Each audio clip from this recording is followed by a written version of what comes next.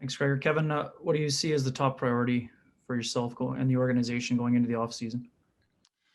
Well, like any off season, obviously you take some time to decompress a little bit, reevaluate, go over just the past season, dissect it a little bit. So certainly we'll take some time and do that. That obviously that process has begun.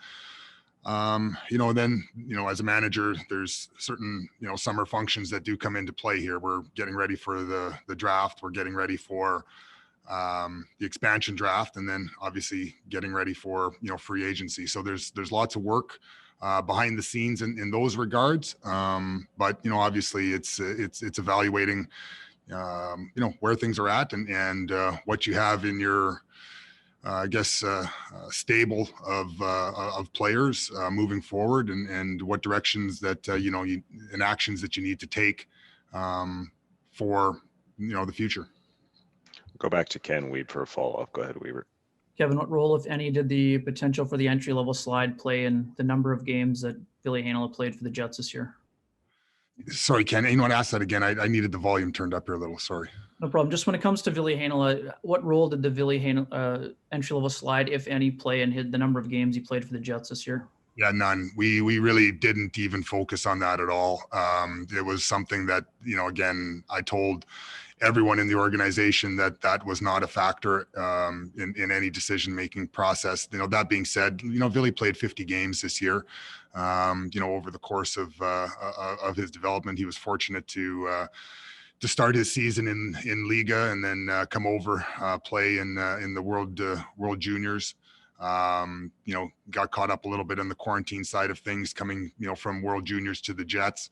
And then obviously the quarantining and the different movement restrictions that we had, this year, came into play with some forms of deployment with him.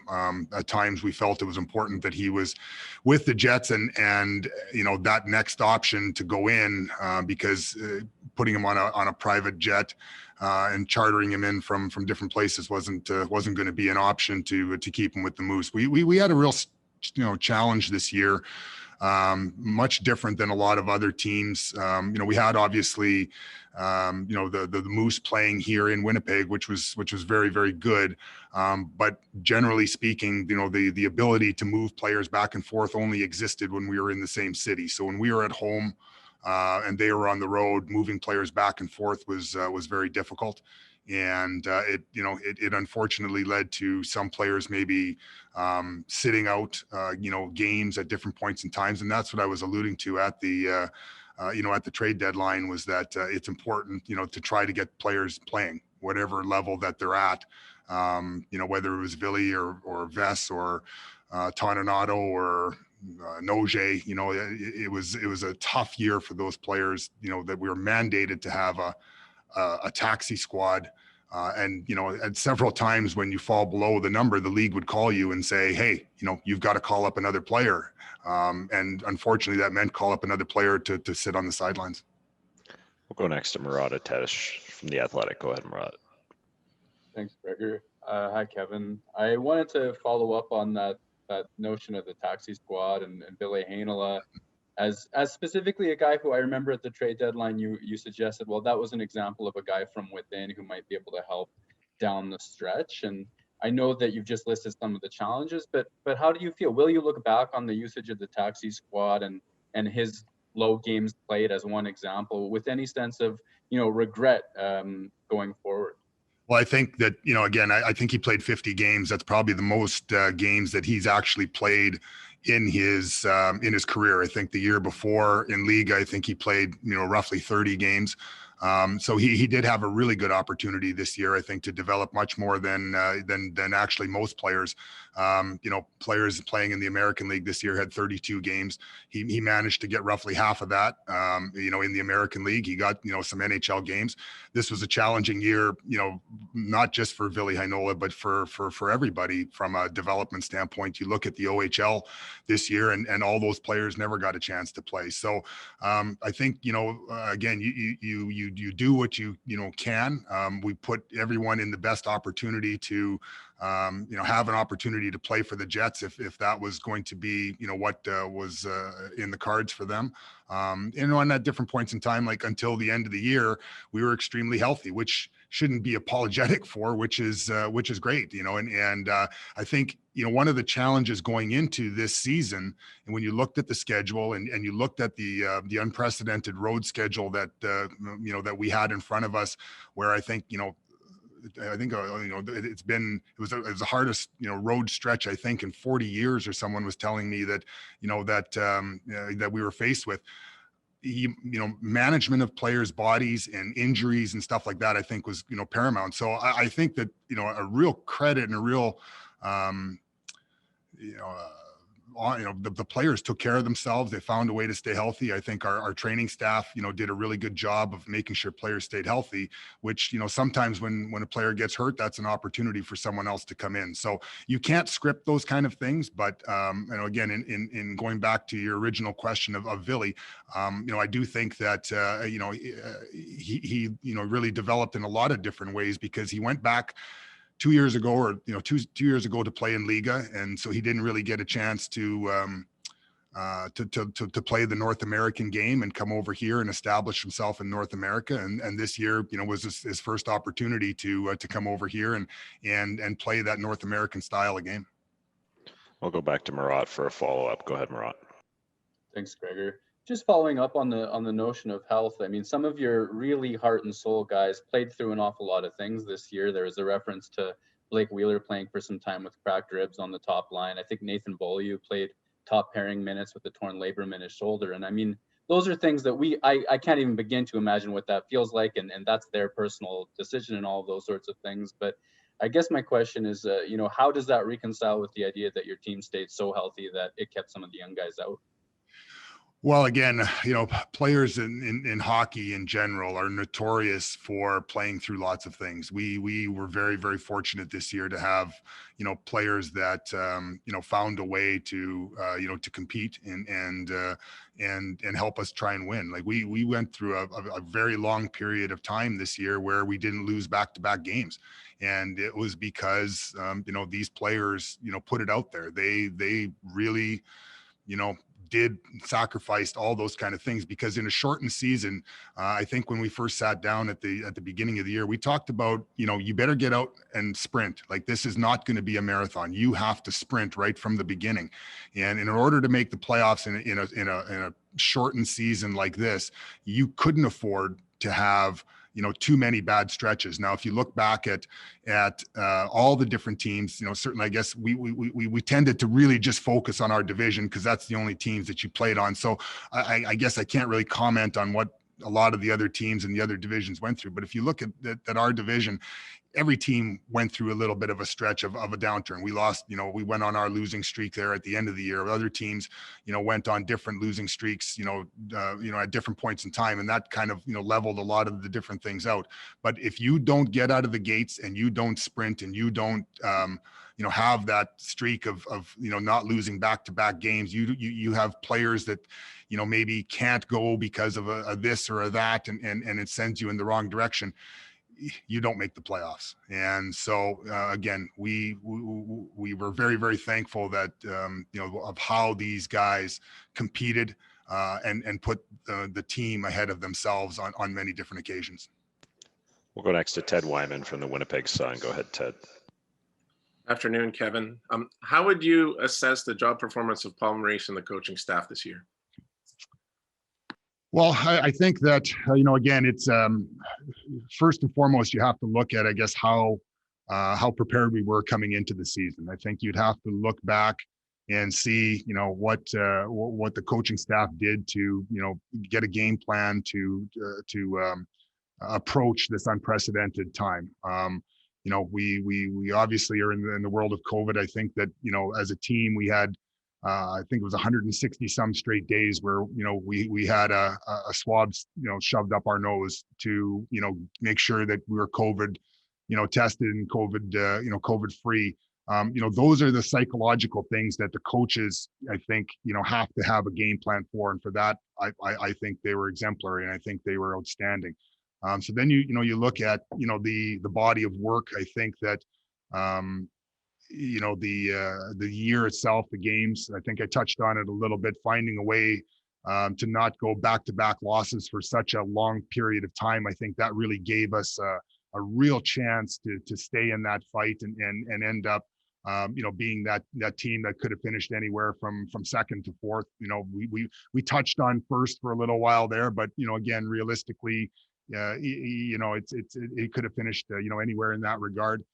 So I thought, again, the body of work during the season, you look at our goals for, you look at our goals against, our goals for are slightly up, from the year prior. Our goals against are slightly down, from the year prior. You look at the power play, the penalty kill power play, ran in the top third, for most of the year. I think we finished, seventh or sixth or seventh or something like that.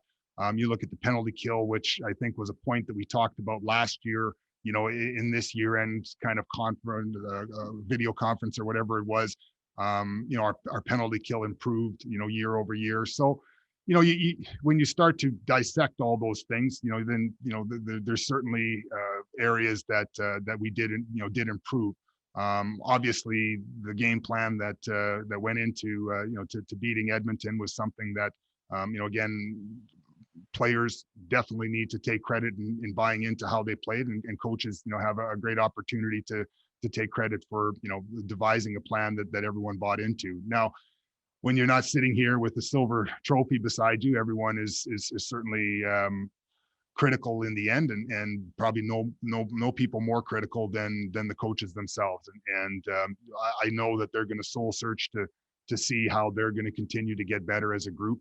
But overall, I thought they represented the Winnipeg Jets and gave them the best opportunity that we had to try and win. So I thought they did a good job. We'll go back to Ted from the Sun. Go ahead, Ted. Thank you for that, Kevin. While I'm asking you to assess people, could you give us a thought on PierreLuc Dubois' season? So, again, I had an opportunity to sit down with PierreLuc here in the exit meetings, probably really the first chance that I've had to, to sit down with him, that I was, I guess, really allowed to sit down with him as a, within the rules of COVID and stuff like that. So we had a good opportunity to talk about the year, talk about his year, and certainly I think it was a challenging one for him. I think he'll be the first to tell you that he can be better and will be better, and I firmly believe that having him here from the start of training camp next year will produce a different result. And he's a talented young player that went through a really tough time and a tough year. And I think if you look back at players' careers, they're going to have up years and down years. And for him, I think this is going to be a learning moment, and will help him become a better player and person and professional. Like when you struggle at different points in time, I think it helps you to reassess and reevaluate and then reassert yourself. So I got nothing but full confidence that that's how it's going to play out for PierreLuc. We'll go next to Mike McIntyre from the Winnipeg Free Press. Go ahead, Mike. Thanks very much, Gregor. Afternoon, Kevin. This is our first chance to ask you about Mark Scheifele's suspension, and obviously that was a significant change in the second round series. You had a unique perspective, I believe, in that you would have sat in, I guess, on the hearing. Can you just maybe give us your assessment of that play and obviously the ramifications of it? Well, certainly, first and foremost, I think I want to say I'm grateful that Jake is starting to skate again and is recovering, and we were very, very I don't know what the right word is, thankful, I guess, that we had heard right after the game had ended that he didn't have to go to the hospital, and that he was while stretchered off the ice, he was up and moving around and in the dressing room, and was functioning normally and everything like that. So for that, we're really, really grateful, because you never want to see a player get injured, and communicated that to Marc Bergevin as well. So but from the play itself, I did have a unique perspective, because I did sit in on the hearing, and I did look at a lot of different things and a lot of different areas of it. I looked long and hard at the standard of charging and what escalated it to a suspension type of penalty. And I think, and I don't know if any of you have had the opportunity to spend the time to look at the videos that the NHL produces, not so much the suspension hearings themselves, although you can look at those too, because they do have some commonality when players have been suspended for charging. But looking at the definition itself, and they talked about the escalation of a charging penalty to a suspension is when a player leaves his feet, launches himself into the opponent. Certainly distance traveled is certainly something that's talked about, but in this case here, my firm belief is that both players actually traveled the same distance. One was skating to go pick up the puck and come around the net and make a play. One was skating on a back check. If you look purely on distance traveled, every time that you would forecheck on a player, technically then you're charging if you go and hit a player technically. So there's a lot of technicalities that come into play. I think that if you look at player and puck tracking, and you listen to Mark Scheifele's explanation of what was going through his mind, at that time, Mark Scheifele at the top of the circles decreased his speed by 20%, coming in because he was looking to see whether the player was going to spin and go back, from to the other post or come around the post. So he was making himself available, to go at either side. And then if you continue on, and they talk about it in the suspension video itself with Mark, the player is allowed to be hit. Now, again, the level of force and stuff like that is hard to judge. If you look at the play itself, I think that it's 0.8 seconds from the time that the player picks up the puck behind the net to the point of impact. 0.8 seconds in a game that a player has to make a decision. If you further look at the video, and the contention that the puck was already in net, it's 0.2 seconds that the puck crosses the line to the point of impact. And then further, if you look at the point of impact, the player's head, clearly is not the first point of contact. It's the shoulder into the body. And certainly did it potentially ride up and have some head contact, I guess possibly, but like it says in the suspension video, that happens in course of impact all the time. But so that's basically I guess my interpretation and my analysis of what transpired. Go next to Joey Slattery from CTV Winnipeg. Go ahead, Joey. Thanks, Gregor. Hi, Kevin. You touched on it earlier, talking about the Ontario Hockey League not playing, and even the other leagues, very limited sample size. In fact, talking to Cole Perfetti yesterday, he talked about how fortunate he felt that he was able to play, that a lot of his teammates back in Saginaw lost a year of development. So with that all in mind, going ahead and preparing for the draft, how tough is this year with that small sample size, looking at potential prospects? And what's, I guess, the confidence level in these picks this year with that in mind? Well, it's going to come down to, the confidence level that you have in your staff. Certainly, we feel we've got, one of the best amateur staffs in the game. We've got a group that is very cohesive. We have a real strong, I guess, sense of what we want in players and how we evaluate them and how we rank them. So we're going to, obviously rely on that strength. Lots of video.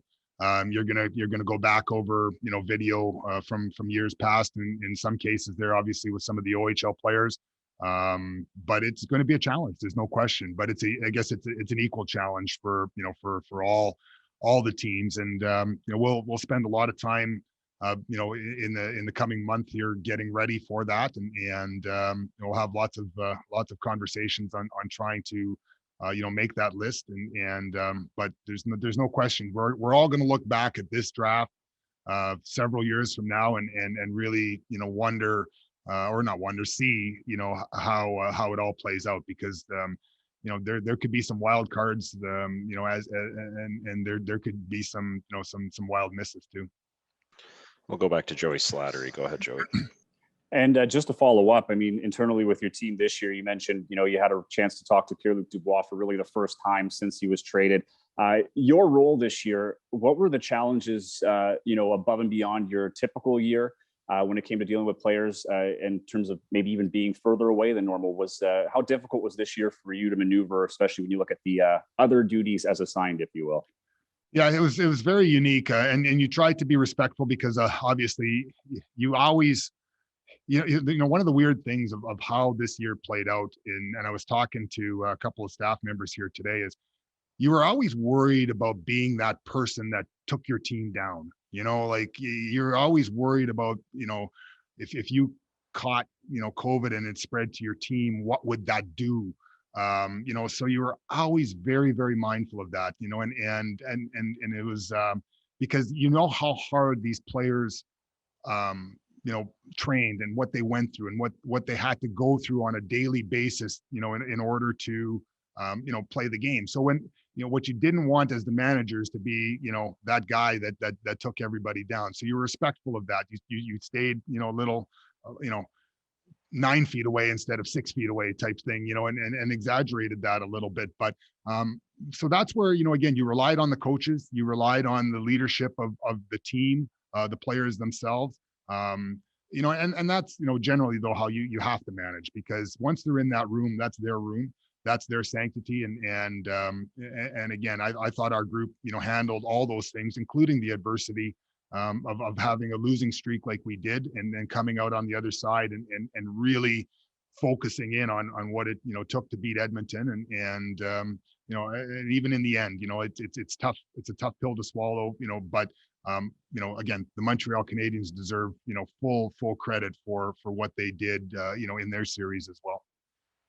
We'll go next to Sean Reynolds from Sportsnet. Go ahead, Sean. Hi, Kevin. You talked about being happy or thought the coaching staff did a good job.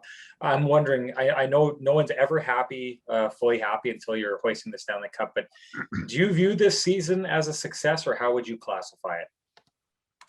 Well, again, if you're looking for a black or white, type of situation, success or failure, certainly I do deem this, from a success standpoint. But if you look at it from an ultimate end goal, we've got to get better. There's no question about it. Like, we have to find ways, whether, again, it's something that you challenge yourself all the time, and there's no, you're never really truly satisfied or truly successful in your own mind unless you do win the cup. And again, I've been fortunate to be on that side of it, where you do get to say, hey, we did it. But again, more so than not, there's times where you say we've got to get better, and we're going to have to spend all summer and approach training camp in that same fashion. As a group, as an organization, you're always, striving for that. As a coaching staff, I know they're going to sit back and say, what can we be better at? Because again, you want to take that to the next level, or else you wouldn't be part of this game. We'll go back to Sean Reynolds for a follow-up. Go ahead, Sean.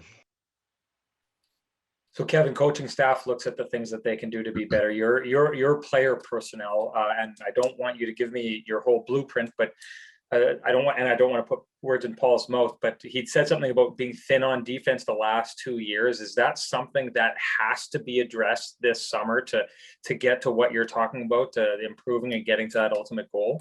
Well, I think if you look at, again, you look at how these teams have evolved over time, and whether it's cap situations or players deciding to retire, those are things that as an organization we were faced with, and we, have to find ways to address that. And it doesn't just happen overnight, whether it's a young player that, matures into that role, or whether it's a trade, or whether it's free agency. Again, you're always looking at different ways, to continue to improve. I do think that, the group of players that we had on defense this year, I guess, complemented each other and found a way to do that and to complement each other. You looked at different things coming into the season, and not many people, I think, thought that we were going to achieve what we achieved, this year. I think a lot of people looked at our team and said that, they've got some good forwards. They've got some guys on defense that, we'll see how it all plays out. They got a great goaltender.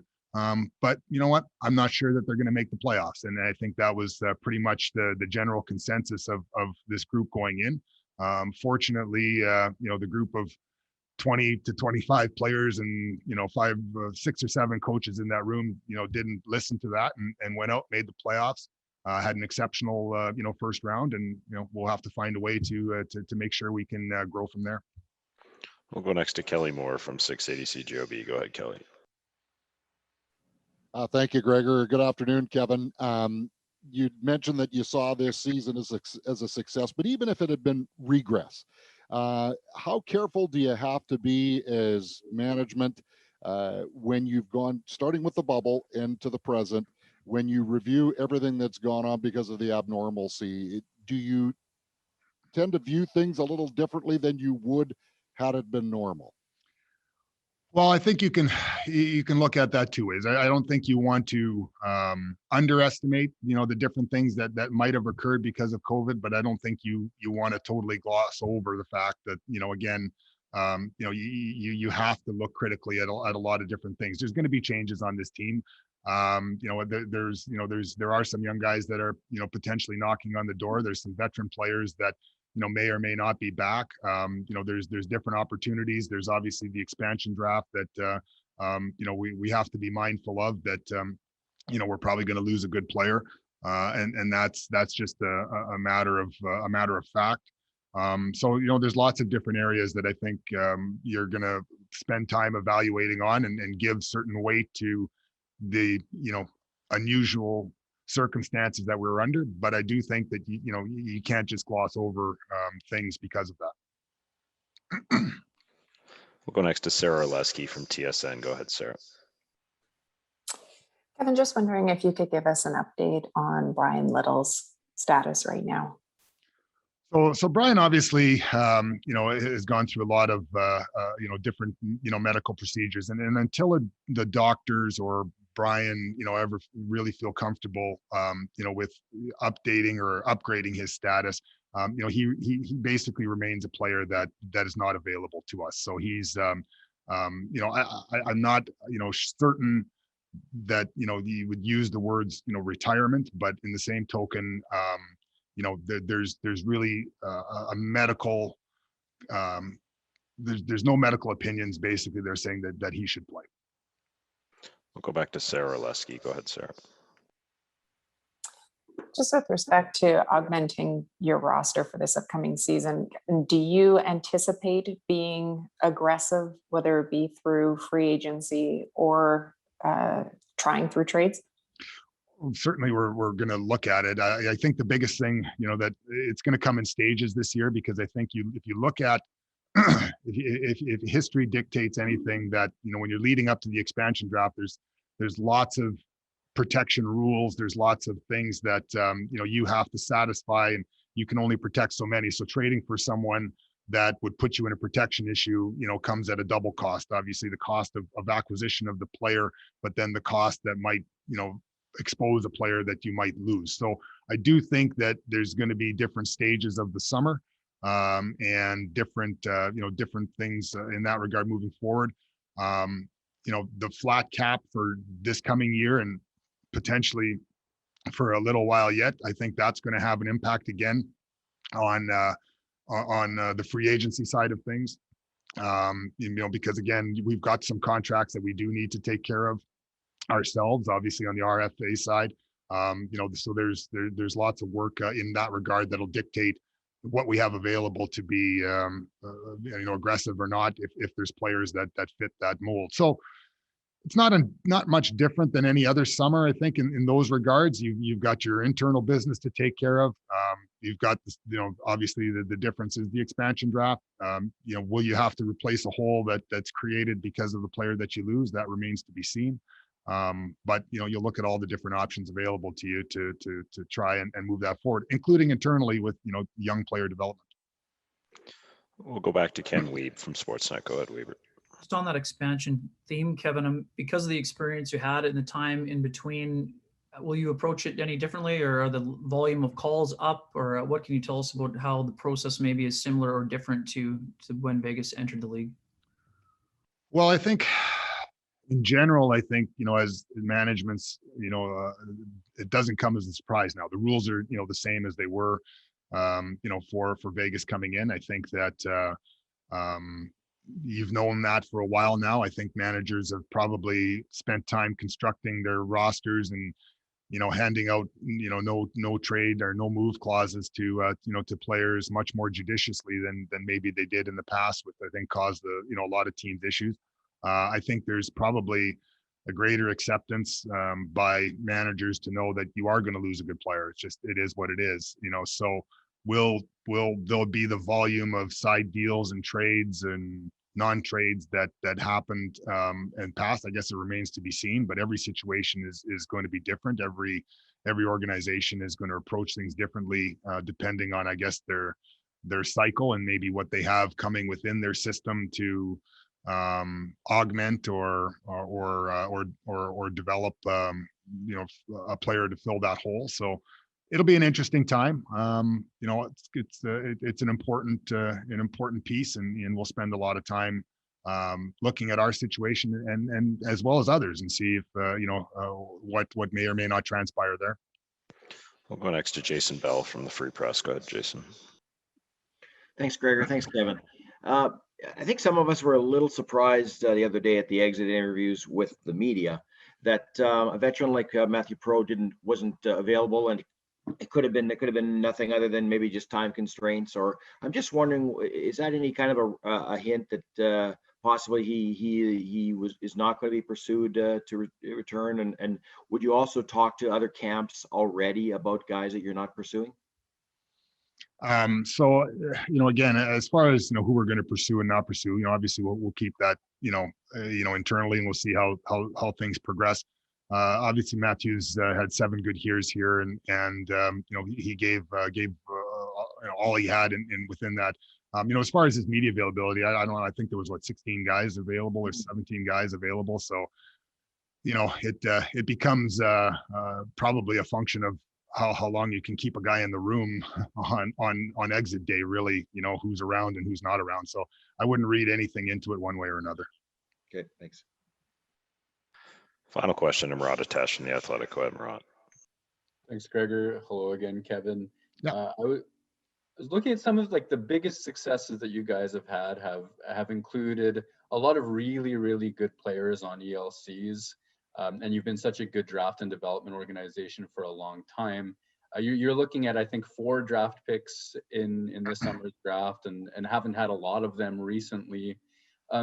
Is there work to be done, or how do you get back to that being the leading driver behind Winnipeg Jets' success? It's a great question. There's a real fine balance between, throwing everything and putting all your chips in the middle each and every year. And it's exciting at the trade deadline to do that. It's certainly, once you've traded 1 first-round pick, you just go, let's just do it again, and we had success, obviously, trading for Stas that first time. And, so you keep on, doing it. But then when you're sitting at the table on draft day and your scouts are looking at you going, we love that guy, and we love this guy, and we love that guy, then then you get the angst, from a management standpoint of, man, I got to go try and get some picks. And it's interesting, and we talk about it all the time. At the trade deadline, you can throw a first-round pick like it's nothing, and come the night before the draft, the first-round picks are like gold. So the value of draft currency, as the years, progresses, it varies so much. And it's such a fascinating thing, really, on the management side to hear those words roll off your tongue about trading a pick, and then, looking, sitting in on the meetings with the scouts and, realizing the value of the pick. And then if you truly look at how we built these teams and the time that it's taken, and that it does come through draft picks. So, you look at your prospect pool, and there does feel like at points in time, like we built up one of the best prospect pools through the draft. They graduate, they come into your lineup, they make impacts. You hit on a couple of late round picks. You hit on a goalie that, in a late round pick that is, one of your scouts comes in and says, I know I went to watch this guy here, but the guy that I saw, kind of at that camp next to him, like that's the guy that really, really intrigues me. that's the fun. That's what drives, the management side of things is having those things, come to fruition. But they don't just happen. They come from hard work. They come from miles and miles and days of scouts, scouring and being away from their families. They come from, developing, having a development group that cares about the players and truly relishes when they, get their, it's probably, they're probably only more prouder person, than the parents of a young player is the scouts and the development side when they, go and play their first game. And it comes from having the conviction to say, we've got a goalie making $4 million. We're going to put him in the minors because we think that, this young goalie needs the net and he needs that chance to run and to prove himself. And yeah, you're selling it to your veteran players at that time that, look, we're going to be better when this player gets that experience to play. And, we're going to sacrifice, maybe winning right now to play that player. And, so you take pride in all those kind of things because development of a player, development of an organization doesn't happen overnight. You can't just rely on throwing money against the walls on free agency to think that you're going to develop an organization that, can try to win on a regular basis. And, again, we've been fortunate to make the playoffs over the last couple of years. And that's because I think that, we're all pulling in that same direction: coaches, management, ownership, scouting, player development, players. And that's something I'm proud of. Thanks very much, Kevin. Thank you. Thanks, everybody. Hope you all enjoy your summer. Thank you very much. Oh, actually, hey, Gregor. Yep. Before everyone leaves, there is one thing I do want to say. I do want to thank all of you for the job that you have done. I can only imagine how tough this year must have been for you. We talk about the players and we talk about the coaches, but I really do. My hat goes off to all of you for how, all of you have handled this COVID year in professional sports. And, at some point in time, we will get back to normal. But the quickest way for us to do that, and again, is to get vaccinated. And that really is something that I think is, as Manitobans here, I'm excited that, we are taking that up and I look forward to, the time where we can look each other in the eyes because, we got vaccinated and got back to normal. So please, everyone, stay safe. And again, thank you for all the work that you as the media have done, an important part of this year.